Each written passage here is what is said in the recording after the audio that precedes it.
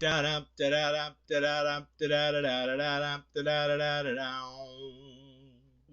does that even mean, Bowers Game Corner?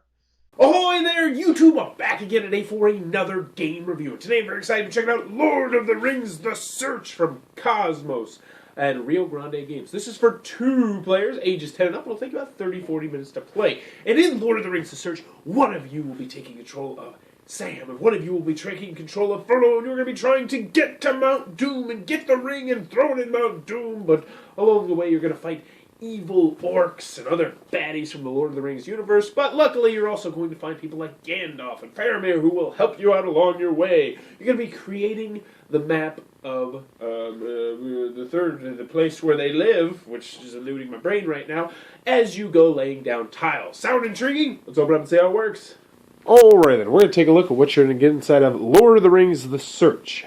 So first and foremost, we have a handy dandy rule booklet. It is it is 8 pages, double-sided, full color, and it's okay. It could be better, it could be worse. It will have you up and running. I wish it would just go in depth a little bit more about certain things, but it's by no means a bad rule booklet. So in Lord of the Rings The Search, you are going to be playing this 2-player game, and you are going to be playing as either Sam or Frodo. And let's see what the big differences between Sam and Frodo are. Oh, as you can tell, there's no differences aside from the color. They are the exact same model, but they're different colors. So one's going to be Sam, one's going to be Frodo, and you are going to be going around exploring. Not together, this is not a cooperative game. You're going to be going around exploring by yourself. You're going to start on this tile right here. It's double-sided. And this is going to be the Shire right in the middle there, and surrounding it are going to be the 4 different kinds of terrain that you're going to have. There's going to be mountains and woods and water and then sand stuff. So you're going to start yourself on the Shire right there. And moving on to the other components, you're going to have your Mount Doom, which is this cool little standee that is the volcano. And this is going to end up being somewhere towards the end of the game. Then you're going to be racing to it to try and throw the ring into it. Even if you don't have the ring, you're still going to be racing towards it to try and get there first, because that will signify that the game is over. Next, you're going to have these big tiles on them, and they're all pretty much the same. They're going to be divided into kind of 4 spots, so as you can see, kind of like that. Sometimes it'll have 2 of one, sometimes it'll have 3 of one. So this one has 2 spots that are water, 1 spot that's mountains, 1 spot that's green. And they're all going to be divided up pretty much like that in various different ways. Nothing unique about those, aside from they'll have some dragons and some castles and some various other very small things, but nothing big. Now each player is going to get 3 of those when they start the game, so we'll just go ahead and draw those. And now what's going to happen is you're going to be creating the map in front of you. So each game is going to be different. The map's going to be different, even though it's going to be, you're not going to care that it's different. But you're going to be creating the different map by laying down tiles. And when you first start the game, what you're going to do is you're going to build, what's it called? Kind of like an X, but a right side up X, a little bit like a cross. So you take your first turn, what you're just going to do is you're just going to play one of your 3 tiles where it would fit. So we'll just say, you know what? We're going to play that one right here. Now what's going to happen when we play our tiles is, since this is now a 2-parter, which means it has 2 parts water and no more, only 2, we're going to put one of these blue tiles we have over here face up. So this is going to be something that we can potentially get, and it's going to help us later in our journey. So right there, we actually have the Ent, which is a really good tile because it's going to allow you to take another turn, just a whole other turn if you turn it in. So that's a really nice one. But unfortunately, to get to that water tile, you're going to need to get a boat, and we'll tell you how to get a boat a little bit later. So next, once you've done that, you're going to draw back up to 3 tiles, and that would be the end of your turn. This guy, once again, he'd do the same thing, and we'll just say he goes like this. Can he do that? Yeah, we'll do it like this. Yeah, we'll go just like that.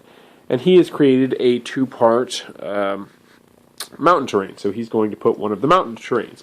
Now the mountain terrains are a little bit different because these are going to be face down because you never know what you're going to get. Whereas the green ones, the yellow ones, and the blue ones are all going to be face up. This is going to be a little bit of a mystery. Sometimes there'll be an empty cave, and sometimes there'll be an enemy you have to fight. When you fight them, if you fight them, you could potentially take damage, though. And when you take this damage, that means you're not going to be able to move next turn. You're still going to be able to lay a tile, but you're not going to be able to move.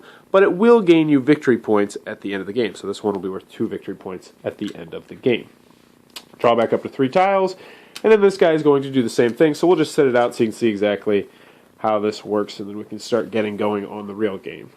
And then last but not least, this guy is going to lay, he'll lay this right there, and then we'll have a green face up, and we have Faramir, who will be able to help you fight off some of those monsters that you've encountered. So once you have the board all set up, you're going to go back to Frodo, because Frodo's always going to start. I don't know which one's Frodo. I'm sure it says in the rule booklet, but who really cares? And then you're going to start moving around the board. And on your turn, you're going to be doing 3 actions. The first action you're going to do is you're going to lay one of the 3 tiles in your hand. Now, the interesting thing about this is you have to make sure that it completely matches. So, for instance, we could not put this right here because then that would be a yellow and a brown. And you can't have a yellow and a brown. That's just not going to work. So you'd have to keep looking through your hand and say, all right, what do I have here? This one's not going to work.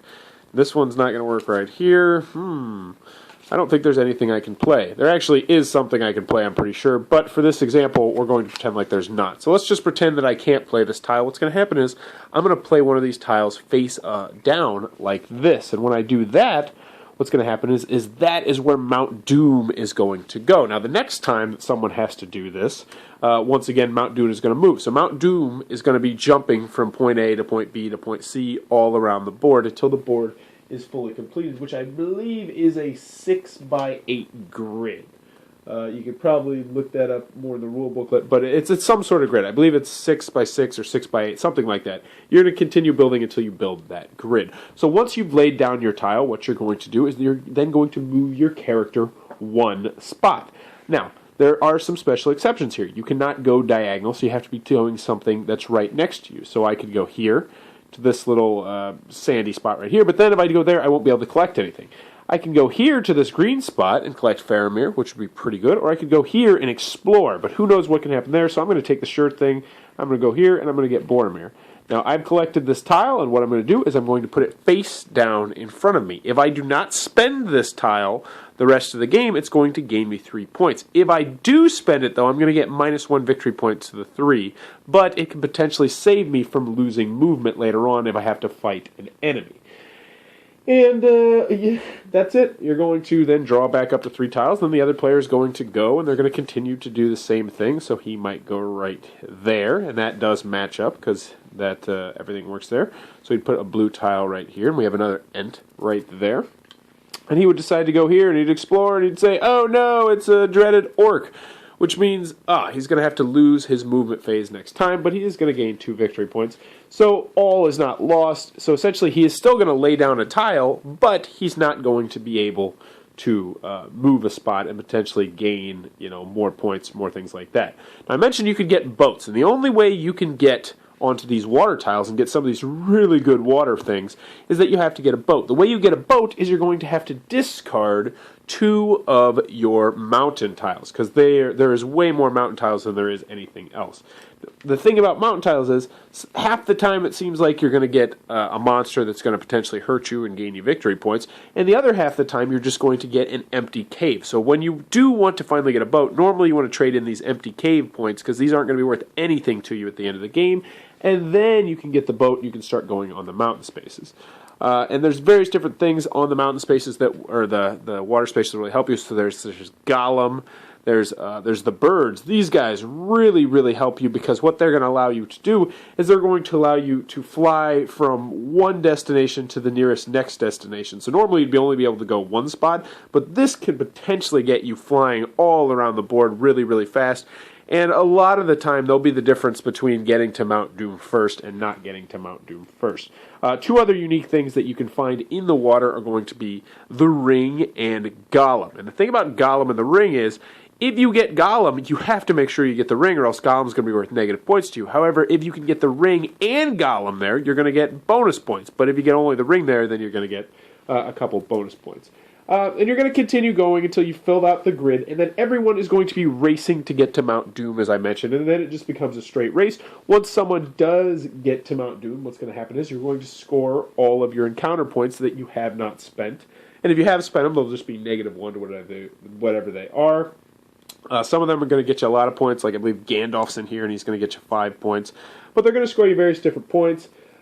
You're also going to then see who got to Mount Doom first, because if you get to Mount Doom first, you're going to get 3 points. If you reach Mount Doom with the ring, you get 4 points. If you reach with Mount Doom and if you hit it with the ring and with Gollum, you get even more points.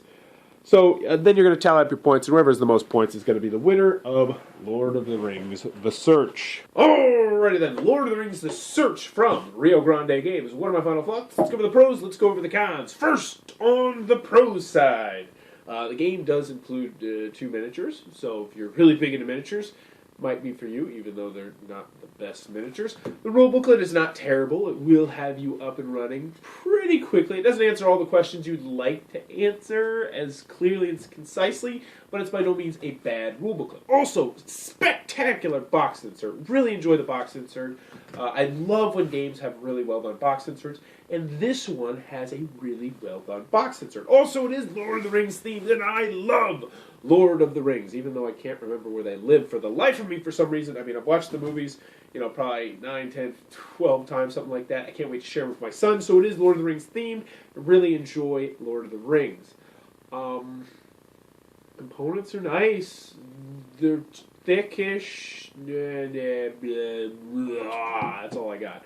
Lord of the Rings, The Search from Rio Grande Games. It is one of the Cosmos 2-player lines, and most of these are pretty good. This one, not so much. This is boring. Super boring. Like sitting at the DMV, I would rather almost just do nothing than play this game. Because at least if you do nothing, you don't have to put everything back in the really nice box insert when you're done. It's just so boring and so random. And I don't have a problem with randomness in games, but it's super boring. And I don't understand. It's so luck-driven. Like, where Mount Doom is literally is going to have a huge impact on the game. And if you're laying down the last tile and you don't have a tile that does it, well then, poof! Mount Doom's right in front of you. Or if you have an eagle, you can just fly a good chunk of the way across the board just because you drew an eagle instead of an ant. And if you have Gollum, it's like, crap, I should have got the ring. But there's no way you can get the ring. You just have to randomly keep going from lake to lake to lake to lake, hoping to get the ring. But if somebody else gets the ring, you're like, I'm just stuck with Gollum. I mean, I like how some of the mechanics work, and it seems like there's an idea of a fun game here. Like, it should be fun. You're playing as Frodo and Sam, and you're going around and exploring and finding different stuff and fighting beasts and collecting and meeting, and it's just super boring. It is ridiculously just lay tiles, move, collects things, decide when to play them, blah, blah, blah, do it over and over and over again. I've had this game. This was actually one of the first games I ever purchased when I was getting into the hobby. One of the first 5 games I got. And yet, surprisingly, I never reviewed it. And that's because I played it 2 or 3 times, and I said, dear God, this is going to go on my shelf, and I'm never going to play it again. However, now I'm trying to start purging my games, and in order to purge this game, I must first play it one more time and review it. And I've done that. So get the hell out of my house. Lord of the Rings, The Search, don't invite it into your house. It's like a vampire, because they're both bad. Not a good analogy. Overall, the Lord of the Rings The Search, unless you are a Lord of the Rings collector or a completionist, just avoid this game because it's not worth your time. If you enjoyed this review, please be sure to click on the subscribe button down below. And also in the comments below, let me know what is your favorite Lord of the Rings game. I personally like Lord of the Rings Risk, but I also like Lord of the Rings The Duel, but I also like Lord of the Rings The Card Game, and I also really want to play War of the Rings and Battle for 5 Armies, so I like a lot of Lord of the Rings, which should tell you how bad this game is. But let me know in the comments below, what is your favorite Lord of the Rings game? And as always, thanks for your time, YouTube. That was the review for Lord of the Rings The Search. For more reviews and previews, check back at Bowers Game Corner.